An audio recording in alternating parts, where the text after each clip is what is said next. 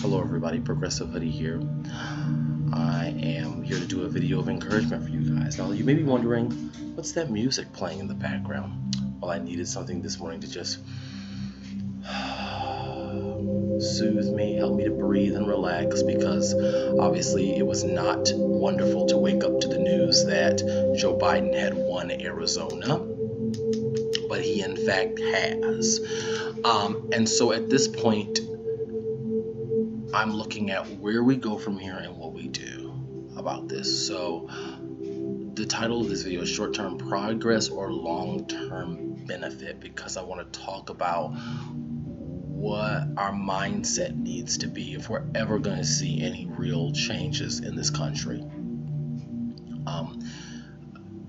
When I think back to the civil rights movement, I think about all of the people who fought so hard to just simply be able to sit down in the same restaurant or at the same diner as other white people, to be able to pump their gas wherever they wanted to be able to use the same water fountain as white people, to be able to use to be in the same theater, the same schools.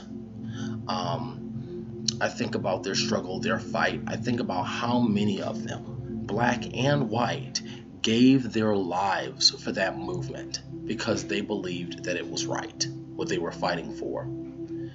You don't think that so many of them wanted to be the short-term beneficiaries of it? You don't think that they wanted to experience the benefit right here and now?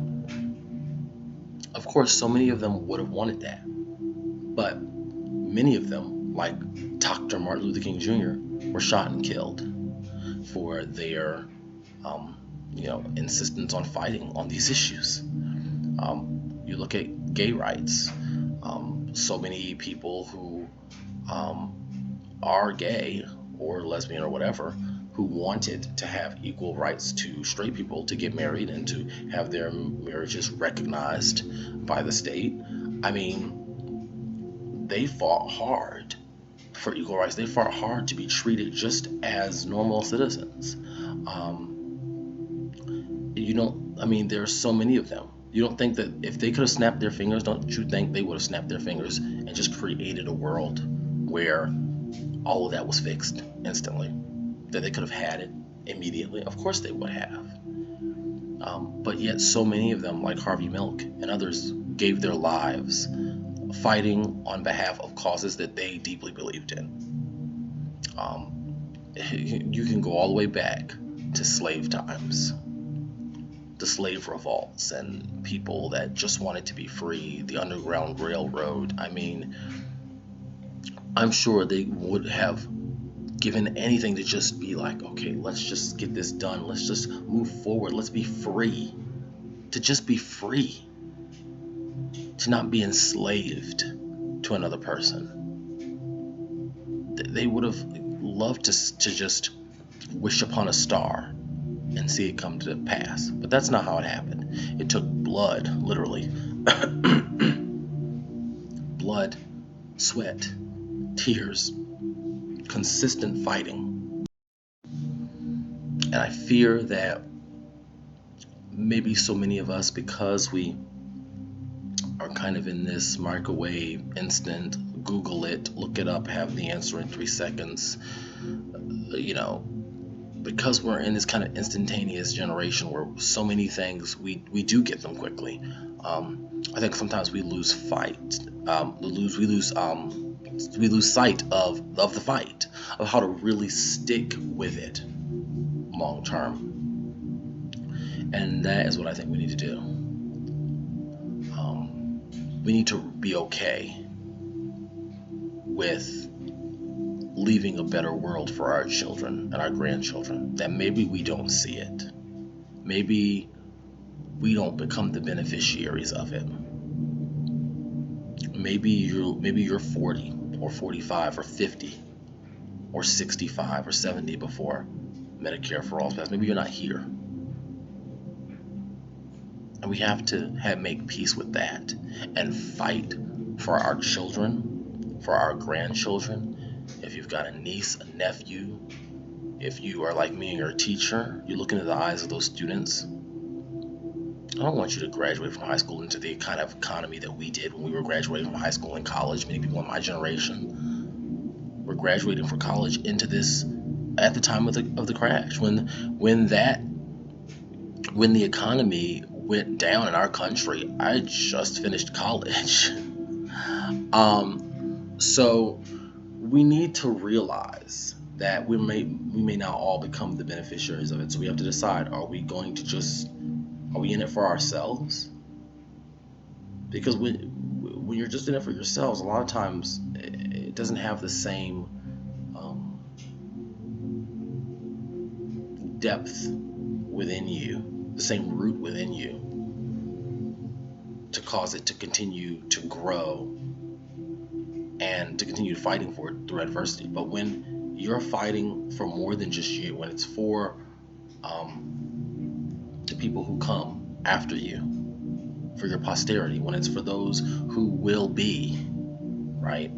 I think that root goes down so much deeper, and you're willing to fight so much harder to make it happen. That's what we've got to do.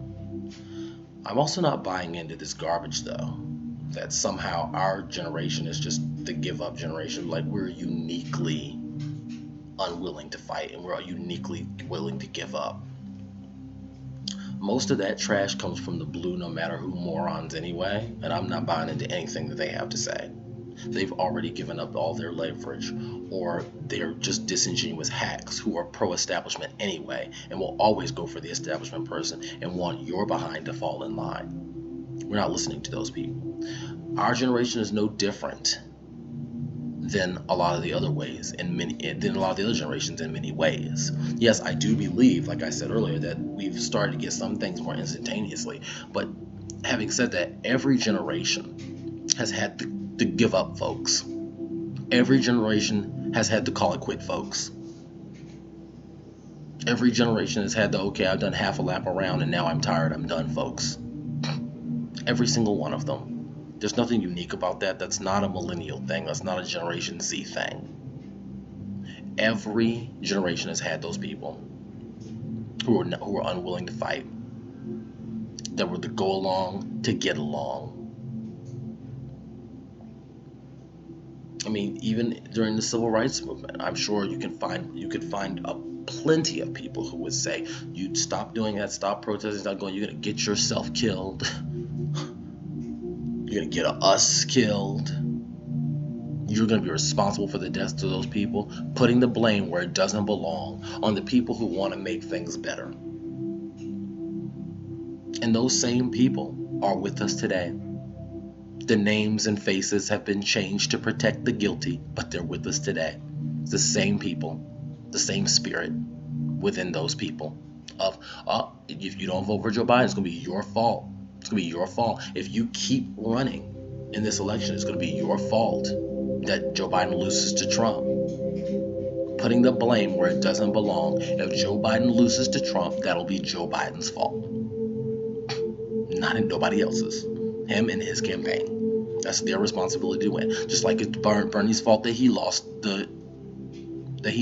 this primary. Of course, there's also rigging involved with that and other things as well. So those things need to be factored in. But I still think Bernie Sanders could have fought harder. But it's going to be your fault if you lose the general, not ours.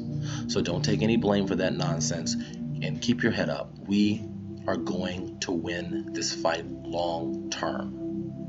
We now have to ask ourselves, is it worth fighting for if I don't receive the direct benefit? Is fighting for a better planet for the next generation worth doing, even if I don't get to see it?